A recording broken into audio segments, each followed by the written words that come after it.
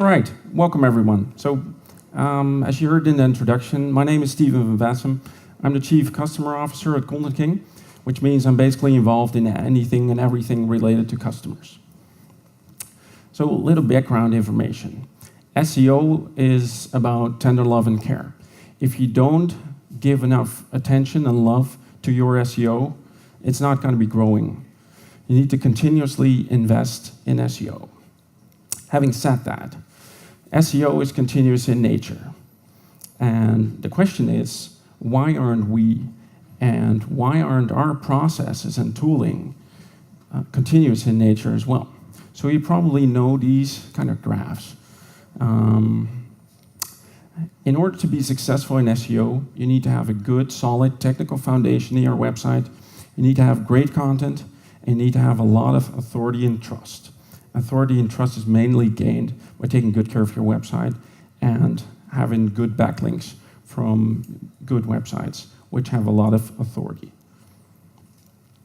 But actually, this is all nice, but how do you turn this into a daily routine you can really use, which is actionable? So that's actually what my talk is going to be about. I want to dig in and explain to you what my process looked like when I was running an internet agency for 8 years. So actually, SEO is about dealing with 3 kinds of things happening.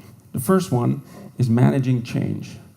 The second one is improving on what you have. And the third one being expanding on what you have.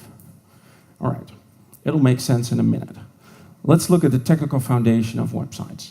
So in order to be successful in SEO, your website needs to have a solid technical foundation.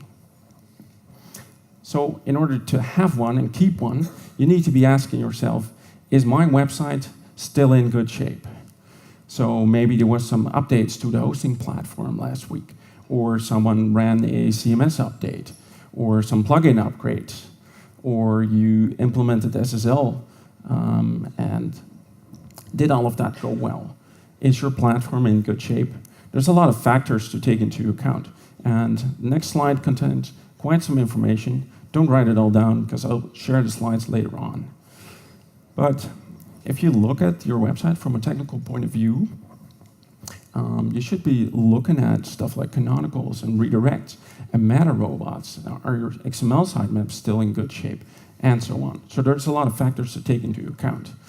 And all of this consists of the technical side of things. So we've covered managing changes, but how do you improve search engines coming to your website, crawling through your websites, and really trying to understand it? They leave a trail. So if they run into trouble, they will send you a report. They'll send you feedback, basically. So for those using Google Search Console, you may know the crawl reports, the crawl errors. So if the search engines run into trouble, they'll let you know. Of course, you don't have to trust all of that. I would definitely always recommend using several sources. So if Google is relevant to you, use Google Search Console. If Bing is relevant to you, use Bing Webmaster Tools as well. And I've been told by Martin Simcoe of Robert the Match that Cesnam is working on something similar as well. They couldn't give an ETA on when it would be done, but they're working on something. So use all of that feedback to improve that search engines can go through your websites correctly. Look at expanding the technical foundation of your websites. What new developments can you really benefit from? So something Google has been pushing rather hard lately is accelerated mobile pages. Who of you know what accelerated mobile pages are? Right, I see some hands. So the quick version is on mobile, websites load pretty slow. And Google and some other companies, they came up with the idea to really standardize that. And they call it accelerated mobile pages. The idea is that the pages load really quickly, so the mobile users get a lot better experience from that. At the moment, Google has said, okay, using AMP is not really going to bring you better positions in search engines. But they've said that about a lot of stuff in the past, and then half a year later they say, oh yeah, we think it really matters, and yeah, we make it a factor in our entire algorithm. So besides search engines, the user experience is very important as well. So if users have a fast loading page, I think it's good for everyone. So continuously check if there's new developments that you can benefit from. So we've covered the technical side of things. Let's move on to content. Managing change. It's about detecting and managing the content changes. So for instance, there was some pages added, but are they fully optimized? Are you happy with what was actually in the page? Was the title and the meta description nicely filled in? Are all of the headings present? And so on. If the content is changed, are you happy with the changes? Or are they not in line with your content strategy? Because when you're creating a website, you're really thinking about SEO. You have some kind of plan in order to be successful. And I usually call it a content strategy, which basically describes what keywords are going to be in what pages. And when adjustments are made, it's very important to keep track of whether these adjustments are part of your plan, yes or no. I've seen very often in the past that clients, they don't really read the stuff I create for them, so I'm constantly correcting them and making sure the strategy I came up with is really followed. But they can delete pages as well. So if any pages are deleted, was it done on purpose or was it accidental? Should you put back the page? Or if the page isn't really relevant anymore and it's legitimately removed, should you implement 301 redirects in order to harness the link juice that's going to that page and redirect it to the most relevant page within your website? Or is it not needed? You need to have a process in place for these kind of things. There's a bunch of things that you should be looking at, but as I said, I'm going to be sharing the slides afterwards, so I didn't have to write everything down. Improving on existing content is something a lot of people don't really focus on. They're mainly busy with, okay, I need to be adding as much pages as I can because I will be ranking for as much keywords as I can. But as with a lot of things, it's easier to improve on something that you already have than to create something from scratch, entirely new. It takes a lot more time, a lot more effort. So really look into what kind of content do I have and how can I improve it? And I've described a couple of examples to help you get started. So you have some keywords and you want to make sure your rankings improve. So you need to make sure the keywords are incorporated in the title, in the headings, the body, and you need to make sure there's internal links going from other pages to the page you want to be successful with. And things like anchor text, so the piece that's linked to another page, should be relevant as well. This is one of the basics that you need to be covering. If you have a page which has a good position, but has actually a low click-through rate in the search engine result pages, there could be a couple of things going wrong. But you need to improve your title and your meta description to really make sure that it contains your pitch, because that's your moment to shine. And in PPC, paid advertising, people obsess about their advertisements. And in SEO, we should be doing the same. These are our pitches. So we should really be obsessed with this and really experimenting with changes and try to drive more traffic from the same positions. And sometimes you just need to stand out more. You could, for instance, implement rich snippets. A couple of years ago, there was something similar. It was the rel author tag you could use. So you set up a Google Plus page and you hooked it up to the blog articles you were writing. And Google would take your picture from the Google Plus page and put it in the search engine result pages. And for a couple of clients who were operating in not really a sexy market, this was a game changer. So maybe they were ranking in position 5 halfway through the page, but they were getting 30 or 40% of the clicks because their result stood out and their competitors didn't. So think about this. If you have a good position, how can you improve? So you have some pages. There were no changes at all, but you see a decrease in organic traffic. What could be happening? One of the first things that comes to mind is, okay, did my competition increase or not? Well, maybe it did, but it's certainly not the other factor that's at play here. Because, for instance, there could be algorithm updates at play as well. This month alone, Google has, for instance, released 3 updates. One for the local results, one for images, and the third one that I mentioned at the very start was about links, backlinks. So people having shady links, Google's trying to get those links out of their algorithms, basically, discounting the links and making sure only the people that follow the guidelines are actually ranking very well. So every time there's an algorithm update, the rules at play basically change. So you need to be adapting. You need to keep your eyes open and think with every update, okay, how can this be impacting me? Maybe your page has very low engagement, so you're doing pretty good. You're getting quite a lot of traffic, but people are leaving pretty fast.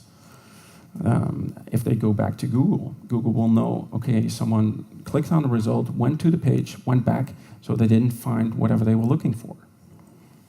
And you could be suffering from content decay, which is basically you created a page a couple of years ago, for instance, and you haven't touched it since.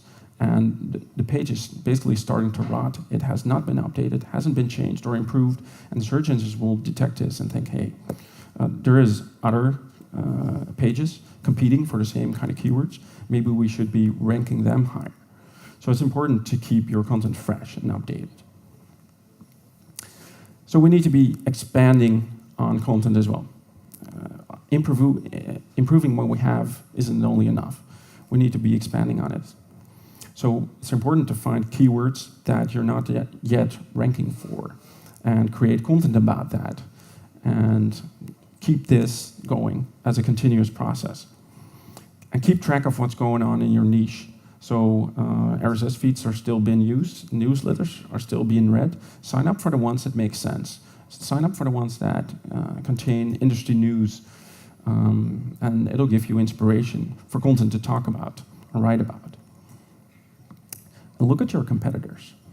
Looking at competitors is usually a gold mine for me, because I can figure out what kind of keywords they are ranking for.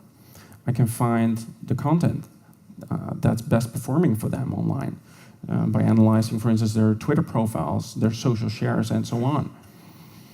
And you can do a gap analysis, basically checking, okay, what content do they have, but I don't? And it'll show you basically the areas where you can expand into.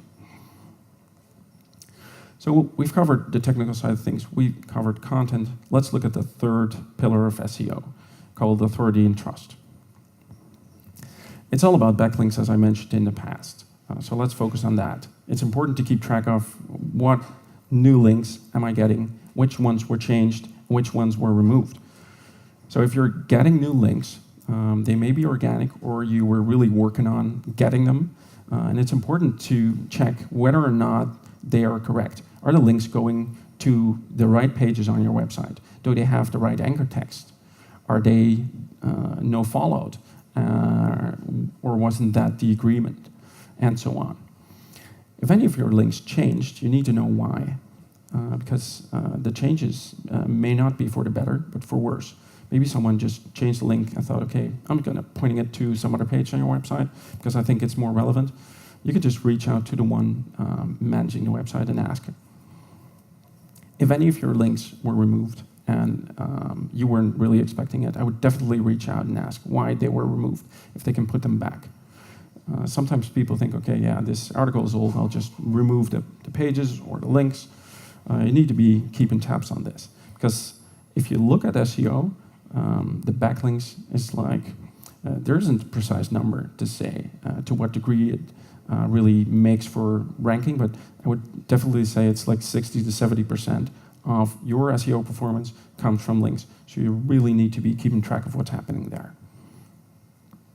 If you're getting new links, which are kind of shady, coming from websites about Louis Vuitton bags or Rolexes or pills or whatever, you can, if you're dependent on Google, you can use their disavow tool to discount the links. Say, hey, Google, I got these links extra.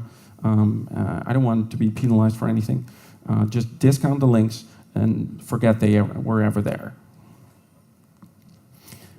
You can also actively improve the links you currently have. So what should you be looking at? For instance, the target URL. A lot of website owners will just link out to your homepage, but that may not be the most relevant page on your website that they can be linking to. So you can reach out and ask them to change it. The same for the anchor text. Anchor text should say something about the page they are linking to on your website. It should be descriptive. And ideally, it should include some of your important keywords you want to rank for. Whether or not the links are no-followed. I'm not sure if you're familiar with the attribute no-follow. It's basically a way for search engines to recognize, okay, this link has been either paid for or the website owner doesn't want to be associated with this link. If that's the case, you can put a no-follow on the link, and it carries less value over to your website. But if it's a legitimate link, maybe there's no reason to put a no-follow on it. You can reach out and say, hey, can you remove it? And it's really important to fix broken links. So over time, when you're doing SEO for years on end, your website is constantly moving. There's new content being added, content being changed, content being removed. But you will find that people are linking out to some of your pages that don't exist anymore. So you can reach out to them, ask if they can change the link. If they're not responsive, you can say, hey, I'll implement 301 redirects to the most relevant page on my website to harness as much of the link juice that's coming through the link to your website. Expanding on your links is really important as well.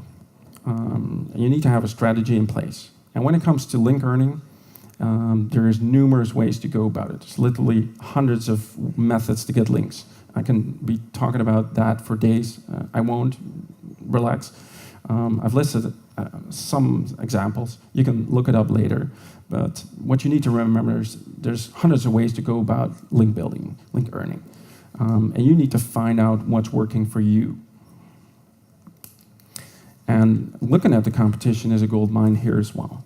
It's really interesting to find out where are they getting the links from? What kind of links are they getting? How powerful are the links? You can figure out tactics to get the same links or the same type of links. So having said that, let's quickly summarize this. It basically comes down to the following. There's 3 pillars of SEO: the technical foundation, content, and authority and trust. And within each of the pillars, there is a process. It's about managing change, improving on what you have, and expanding on what you have. And I would really love for some people to walk out this room and think, hey, that's what I'm going to try on Monday. I'm going to try to see if I can fit this into my routine. This is what worked for me really well when I was running an agency for 8 years. Yeah, I hope you like it. I created an extended version of the slide deck, which includes additional resources and tooling. You can find it on our website, becontking.com/webexpo. You can download it there. Furthermore, like during the introduction, it was said that I work for Content King. Content King is a tool which really supports the whole process of the continuous SEO process. So if you want to try it, go ahead at becontentking.com. Thank you very much for your attention. You've been a great audience. Things were good. And by the way, we're hiring.